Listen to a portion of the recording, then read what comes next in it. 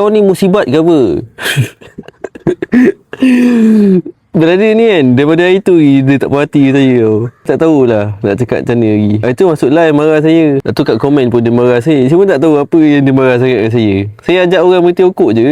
Kalau korang mana yang cepat sangat kecil hati, tak payah masuk live saya lah. Tak payahlah tengok video saya. Sebab video saya kadang ada yang kasar kan. Kalau cepat luluh, tak payahlah tengok. Saya ajak orang berhenti rokok je. Mana yang nak berhenti, berhentilah. Tak nak berhenti, tak apalah. Teruskan je lah isap rokok. Lagipun saya bukanlah ajak orang buat jahat. Saya ajak orang buat benda baik. Saya cuma ajak mana yang nak. Kalau yang tak nak tu, tak payahlah. Mana yang tak nak tu, kau buat je lah hal korang. Sebab saya bekas pokok tegar. Saya bukannya tak pernah isap rokok. Saya nak berhenti pun susah. Saya faham orang kat luar sana, diorang tak ada awareness tau pasal rokok ni. Pertama saya berhenti merokok dulu, baru saya didik orang lain. Mana yang susah berhenti rokok, jom kita belajar semua macam mana cara nak berhenti rokok. Masuk dalam live saya. Jumpa dalam live nanti. Tak tanya apa-apa, tanya je. Mana wanita yang pasangan dengan pokok, tak tahu nak dorong macam mana, masuk dalam live saya juga. Tekan button follow dulu supaya tak terlepas live notification. Kalau katakan malas masuk live apa, tekan link kat bio saya. Ada ebook Seni Berhenti Merokok.